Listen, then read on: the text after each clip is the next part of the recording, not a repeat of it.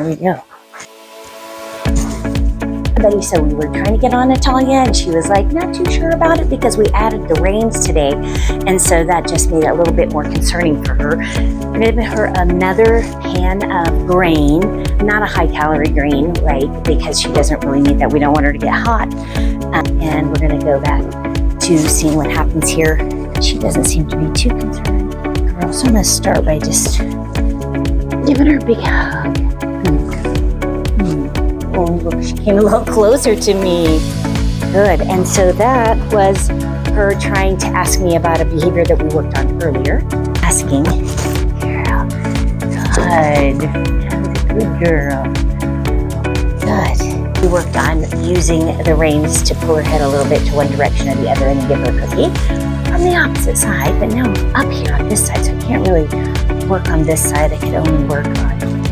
Good. So there, we're teaching her how to respond to some really light rain pressure. And I'm just gonna wait until she puts her head back down in that pan. Good. Notice she doesn't come closer to me. In fact, she pulls the pan away. That's so fine. And this is because she is more interested in whether or not I'm gonna be handing out some food, which I'm not. I'm gonna go ahead and sit down. Remind her that it's gonna come from both sides, not just from the left. Good girl. Here we go. Here we go. Good. Lots of food, people. It's okay, use lots of food. You eventually will get them to where they don't need as much food. Good girl, good girl, good girl, good girl. That was our first official ride on Natalia. About threw me off there because I wasn't expecting her to do so much walking, which is my bad. I'm gonna slow my heart rate. I got treats in my hands, or at least in one hand. Everything's fine. She's not going to go anywhere. She's not going to do anything too much. She's got a big can of grain in front of her still, right, to keep her busy. That is my insurance that this young horse isn't going to throw some kind of an unexpected fit and potentially hurt me. So mostly I just want to have her get relaxed with the idea of me just hanging out up here. This is how I trained Caesar. I just got him where he was comfortable with me getting on him, and then I just sat on him for often 4 hours at a time. And I just did that for several days in a row, day after day, a good solid 4 hours. I would just get up early in the morning, and then I would just sit on him, and I wouldn't guide him, and I wouldn't ask him to do anything. I would really just kind of follow along wherever he went, and just got him used to the idea of me sitting up here. And so that's the same thing that I'm doing with Natalia right now, is just practicing being up here. I'm relaxing my legs. I can feel my own heart rate coming down. Her back is pretty tight underneath me, and notice how she just has her head just plunged in that bowl. I don't think she's particularly relaxed. I think she's really thinking all of this through. That's okay, it's fine. And the concern is gonna be when she starts to run out of grain, and so when she just walks, and I need to be ready for that. And so that I can see, I just sniffed, and she jerked, but also there's noises outside this room where people and horses are banging around. So it's always a concern with training is the distractions that you might have from other people and other things going around outside. Now I'm way too far away from my step stool to get down. Oh, she says, here, let me bring you half a step closer to your step stool so you can get down.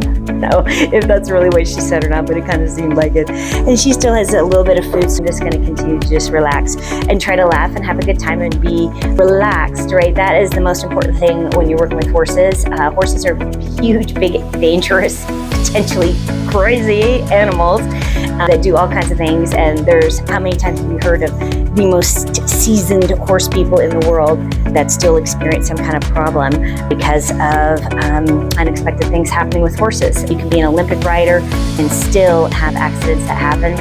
It's just part of the game of having horses, and those of you that are in it just know that this is a risk that we take every day.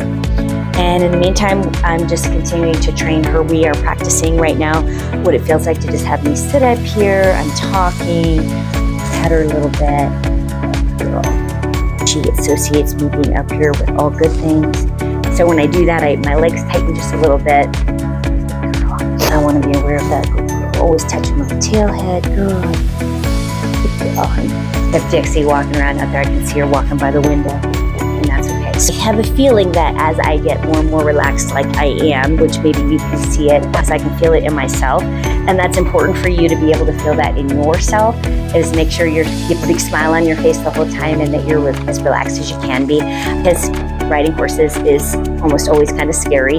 And I just want to be aware of the fact that as I relax, if she were to suddenly walk off, I need to make sure I don't fall off or almost fall off and scare her, right? Because this is all really super new to her. I want to be sort of have that balance between being really fully relaxed and having fun and silly and goofy, and also being ready to respond to whatever might come my way. So I'm going to just start to lean forward, good girl, lean forward a little bit just so she can kind of see what that feels like.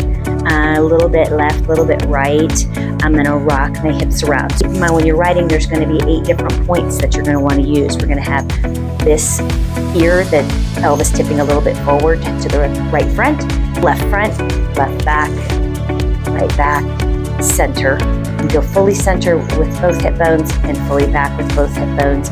When you want to ask for a halt, this is what you're going to do. You're going to slightly tip that pelvis under and just press the max amount of like your skin on her skin, and this forward a little bit, but don't cave in too much, right?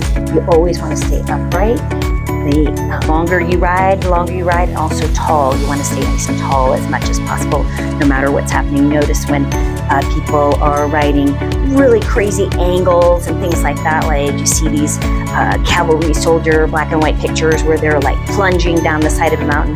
They are very upright, right? And so that is how you stay safe on horse, is tummy in, shoulders back, and you want to stay nice and upright. Clearly did not stay upright when I had my fall off Caesar this summer, but that's okay. That's a whole different story. There's a lot of circumstances there. Now, she is running out of food, folks. We might be able to actually get our first possible real riding steps in with her today. I don't know, I already did. You got to see me almost fall off, and I look pretty ridiculous, I'm sure. It is what it is. That's raw video for you folks, right? I just want you guys to be able to really see what even a professional goes through. Girl. And here we go. And she lifted her head up. I made sure I was ready with my reins so that she couldn't bite or bump me too hard in the knee, which she didn't really do. She kind of thought about it. And then so at the same time, I'm teaching her to, again, this whole time I'm training her not only to accept what it feels like to have me sitting up here on her back, but also to accept what it feels like to ask her to change her behavior with these reins. This is a whole different lesson. And I'm not asking her to do anything with my legs or my seat. I'm just doing that for your demonstration purposes and for her to feel what that looks like. I'm not asking for anything, but I am giving input with these reins. Okay, so this is something that I need to be cognizant of in myself, so that moving forward, I learn to balance that better to where she is getting input from the legs and the seat as well as the reins. But for now, this is where we're going to start. I'm going to teach it to her one piece at a time. And so the first piece of the puzzle I'm going to teach her is the reins. And so we have a halter on and just some really light reins that I have attached here. I have some very light contact that I'm keeping on here, so she kind of starts to understand about contact and that that's not a bad thing, and it's just something to expect, because if we have a little bit of contact, I have a faster line of communication with her in case we have some kind of an issue, right? And so it's always about safety. So you can be totally relaxed, and that's fine. I kind of start to do some neck reining things, and that's fine if that is your preference to train in that manner. I'm just advising that I think a little bit of pressure, especially in the beginning, it's almost like holding her hand. She's a baby, right? It's giving her a little bit of constant feedback. It's my way of saying, I got your back, girl. Good girl. I got your back. Literally got your back. I literally got your back. I literally got it. Good girl. Thank you. Good girl. Good. And so she's standing a little bit crooked. She's looking for treats. I'm not giving them to her just yet because she didn't really do anything to justify some treats. She's just like running out of grain and going to start to be a little bit silly now. And this is when everything changes. Just taking steps forward to get the grain that's spilled. And I need to be aware of what I'm going to do here. Am I going to say, okay, as a trainer, that's enough. I've been up here and I've been talking for however many minutes that it's been. Okay, here we go. And we're going to take a couple of steps. Good girl. And mostly I just want to make sure that she doesn't bite me. Good girl. Good, that's it. And her just get used to what it's like to have somebody up here. Good. Good girl. Good. See, good. and her just get used to what it's like to have somebody up here. Good. Good girl. Very good. She's getting a little bit fussy. Good. Oh, she took a deep breath. Good girl.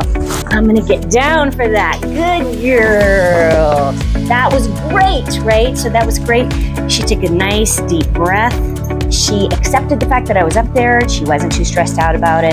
And so I'm gonna stop the lesson right there because I can't ask for a better place to stop when we got a few good steps in, and she relaxed and said that she was okay with me being up there. So tune in next time.